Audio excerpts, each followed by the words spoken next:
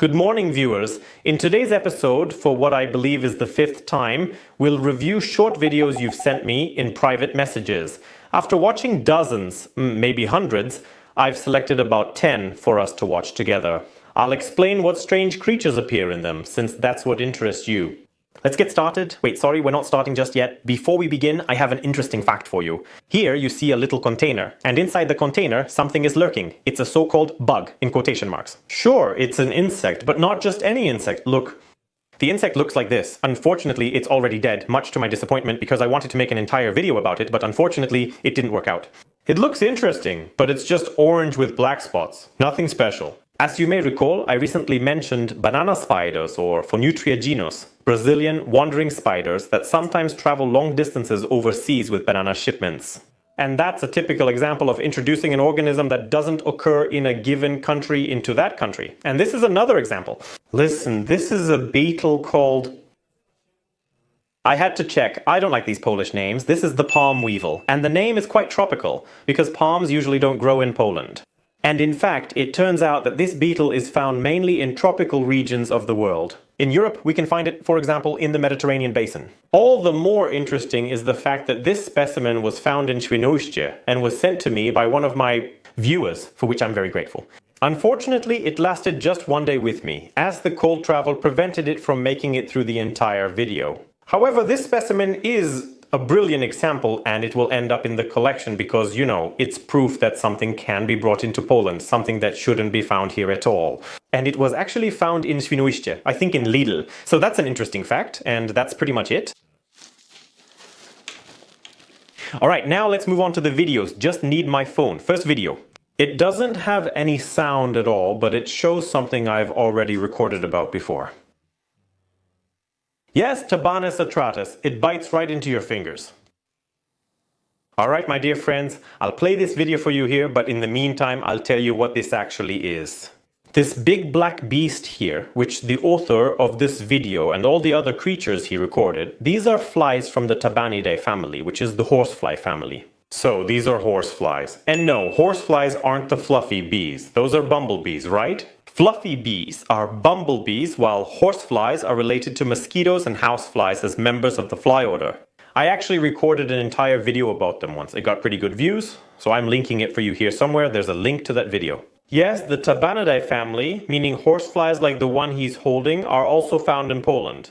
These flies, unfortunately, often bother us in the summer. Negatively, females bite us since they're bloodsuckers, while males feed on nectar and are harmless. However, the females are bloodsuckers, and unfortunately, sometimes when they bite us, it hurts a lot. I mean, bite. They actually sting more than bite. Because they don't have anything like typical mandibles, you know, like pincers. Instead, they have something called a piercing sucking apparatus, I believe. And so they pierce the skin and drink blood. So those are horseflies.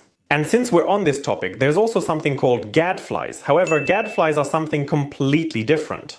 Gadflies are in the Ostridae family, while these are Tabanidae, two separate fly families. That's the taxonomic difference, right? They are different from each other. Also, with gadflies, only females drink blood, males don't. Someone might ask, what's a horsefly? It's also part of the Tabanidae family, making it a cousin to these.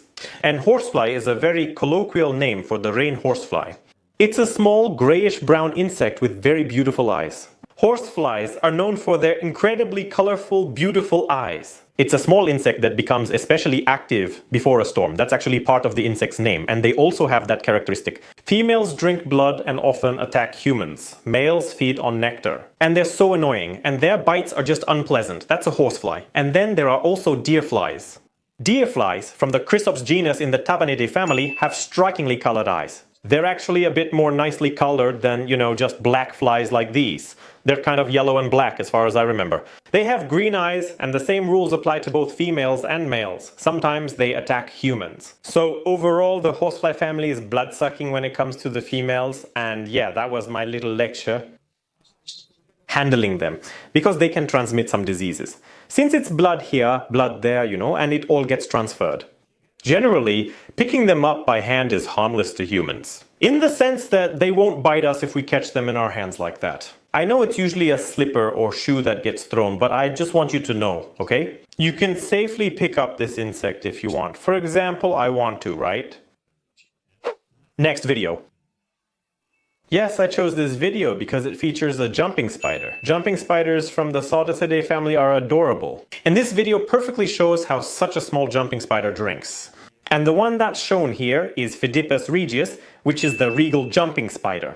And by the way, I'm really glad that this video ended up here. I mean, well, it ended up here because I chose it. I'm glad it ended up here because I chose it. Because this Sunday at the next Zoo Exotics event, I want to buy another jumping spider. One that I think I've never had before. Hylas diardi is the world's largest jumping spider. The Hylas genus contains the largest jumping spiders. I want to buy an adult female jumping spider, and I have one in mind. Here is a typical regal jumping spider. A beautiful male, because he has those shiny green chelicerae. You know, a black and white jumping spider, something adorable. Next video.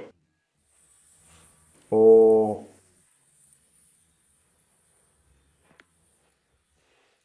Yeah, this is, an entomophobe's nightmare, which is basically hornets flying out of the ground. And this video also ended up here for a reason. It was sent to me quite a few times. Here, the guy actually seems to be dancing, by the way. Why did this video end up here? Because these aren't ordinary hornets, but rather a certain special, not so special kind of hornet that I can show you up close. Well, my dear friends, what you see here is a pine display case filled with foam in which various hornets, wasps, and other Hymenopterans from practically all over the world are shown. Here we have the large Asian hornet, another queen with different coloring, and some workers, among other things. And among other things, there is a hornet. This is a worker, and this is a queen. That is shown in this video. As an interesting fact, there's also this really cool blue iridescent wasp here, but that's a topic for another video. And this particular hornet is called Vespa soror. As far as I know, it doesn't have a Polish name, but it is quite common in Southeast Asia. And by the way, this is one of the largest hornets in the world. It's true that it's smaller than the Asian hornet, yes, that huge one, but still, these are enormous hornets, as you can see in this video. The people who dig these nests out of the ground are dressed as if they're about to defuse a bomb. And in a way, it really is kind of a living bomb. These nests contain several hundred hornets, and they're very aggressive if disturbed, so it's no wonder that such protective clothing is used. The hornet is striking with a yellow head, dark brown thorax, and yellow orange-black abdomen. This specimen, because it's preserved, is a bit faded, but fresh, live individuals are really beautiful, even though they're hornets. Oh, and this specimen comes from the Yen Bai region in Vietnam. Another video, and this video is very interesting and shows a strange phenomenon. From what I read in the description of this video, it was filmed from inside a tent, and outside the tent there gathered a mass I would say thousands of harvestmen. Harvestmen are a type of arachnid. I once made an entire video about them as well. I'll put a link here, so if you want, you can watch it. Harvestmen are arachnids that are non-venomous. They can be found all over Poland. There are lots of them, and they often sit on walls, right? They're those little dots with really long spread out legs. I assume the tent was set up in a clearing, forest, or campsite. However, if there are so many harvestmen, it means they have some purpose in gathering like that. And from what I know, that purpose hasn't been exactly determined, but it's suspected that they gather in such numbers to retain moisture. I don't know how that's supposed to work, because from what I've read somewhere, this gathering is meant to increase the harvestmen's chances of survival, since if they were alone, they could, for example, dry out. And if there are a lot of them, they'll actually retain that moisture. Is that true, or is it a bluff? I'm not sure. Maybe if we wait, things will become clearer. It's an interesting phenomenon. What's next? Ah, right, okay, let's turn off the sound. Listen, man, I had to search so much just to find out what this even is. I had a clue since I'd seen something like this before. And this, my friends, is a very interesting beetle larva. Also, this larva will become a beetle from the leaf beetle family, making it a close cousin of the Colorado potato beetle. It belongs to an interesting leaf beetle subfamily, known in English as the tortoise beetle. I think so, which means turtle beetles. And indeed, they do resemble turtles. They have a very flattened body, and their larvae have this interesting way of styling themselves as something they're not. So they just have these protrusions at the back of their abdomen, or they attach something to the back of their abdomen, and they pretend to be, for example, bird droppings, right? Nothing eats them, since no one wants to eat bird droppings. That's how it works. Still, it's an amazing survival skill. These larvae generally look strange. They're all bristling with spikes on the sides, and at the back they have this kind of umbrella from the spinneret, which is scary. And they kind of remind me of those big flying monsters from the Avengers. You know what I mean? Those bzzz. that's exactly what these larvae remind me of. Just absolutely brilliant. Ah, yeah, that's right.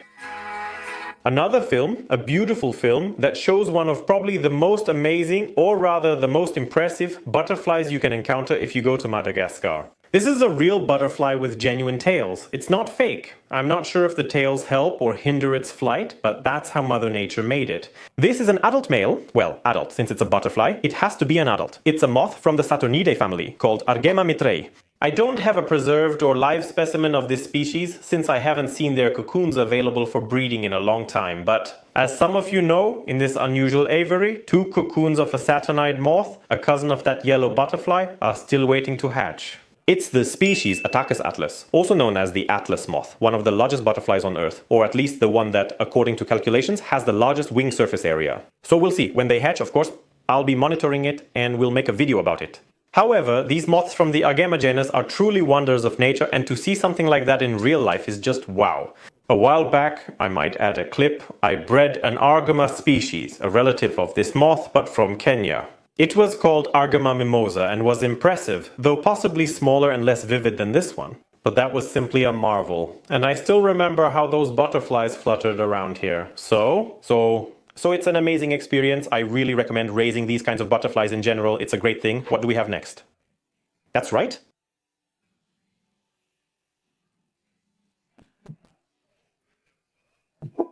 I didn't choose this film by accident. And be honest, who among you knows what this device is? Because I know, and I can prove it.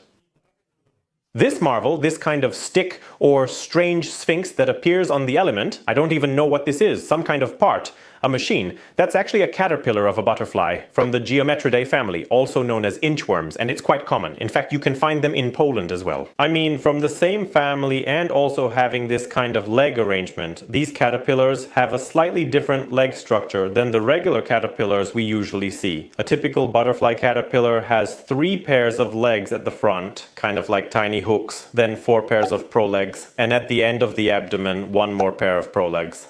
These prolegs are called, oh Jesus, I can't remember now. They had a specific name. I'll give it to you later. Let's just call them grippers for now. So a normal butterfly caterpillar has 5 pairs of grippers. This caterpillar has only 2 pairs of grippers. That's simply the evolutionary path of the Geometridae butterfly family. And because they don't have those extra pairs in the middle of their quote-unquote belly, they have to use this kind of gripping pattern, right? So they hold on with those 2 pairs of grippers, and when they walk, they actually curl up like the letter omega, something like that. They're funny little animals, and like I said, we can also find them in Poland. If we go on a trip outdoors in the summer and manage to find one, maybe I'll be able to show you what they look like in nature here. What's next? Oh yes, that's the video I've probably received the most times in the last 2 months.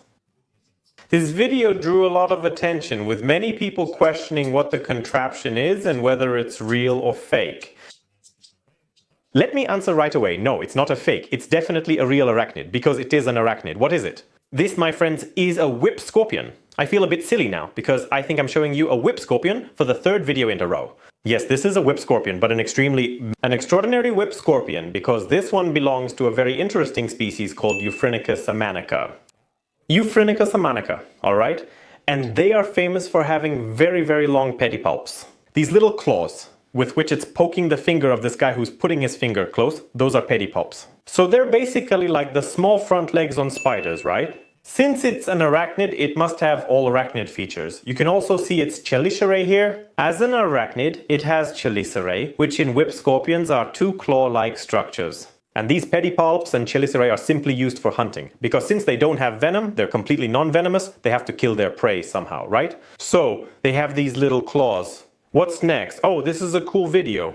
This video is great because I want to make an episode next year about our Polish hornets, Vespa crabro. And this is a beautiful demonstration of how the sting of such a hornet works. And this is our European hornet, right? Which is definitely not happy about the fact that the author of this video is holding it in his fingers. And basically, that's all I can add as a comment. Well, I envy his thick skin. Unfortunately, I don't think I have such thick skin, because all it takes is any bee to just sting me. Let's postpone it until next year. You can clearly see this is a European hornet with all its characteristics, and so on. And this, oh, this is also cool. Damn, I just have to, okay, sorry, I had to find some information. The next film is also by the same author, but this time he's holding a different Hymenopteran species. This is a Stichia genus Hymenopteran. I didn't know that at first. But I made the connection because in Poland we also have very similar Hymenopterans from the same family. In Polish they're called Wartzenki, a type of Babix. I'd like to make a film about them since their structures are amazing. The creature of the order, and I know one location where they occur. In general, they're quite rare creatures that live on sandy substrates. They also have a slightly different stinger, as you can see. It's not like a Hornets. What's next? Ah, right, the last video, which was also sent to me by a lot of people. And this video shows how we shouldn't handle large tarantulas. Here in this video, we can clearly see what happens when we get bitten by a spider like this, which comes, for example, from Asia. I think it's a Poexletheria, likely Poexletheria regalis. If that's true, it's the regal tarantula, a large arboreal spider from Asia. And these spiders are known for having quite a potent venom. If we let ourselves get bitten by such a spider, we'll end up with a swollen hand like that, plus a range of side effects. And I think the worst one is full body cramps. This is confirmed as my friend Mikhail, who runs the Spiders online store, once shared on his channel his experience being bitten by a Poecilotheria spider, possibly a different species but from the same genus. It was a week of pure torment, essentially lost time, so I wouldn't recommend it. How can you avoid this? First, don't catch a spider like the man in the video did. If you have a large female Poecilotheria, don't grab her with your fingers. Instead, use a catch cup, a plastic container, swoop it over the spider, put on the lid, and she's safely caught. I don't recommend any of these tricks with catching such spiders by hand because it can end up just like in the video. That's it, my friends, for the videos you sent me. Let me know if you enjoyed it. Please keep sending me materials so I can create more parts of this series. Finally, here's the last video, which completely stole my heart and shows... But anyway, see for yourselves. Last minute Thanksgiving grocery run. That's all for now. Thanks for watching. Bye.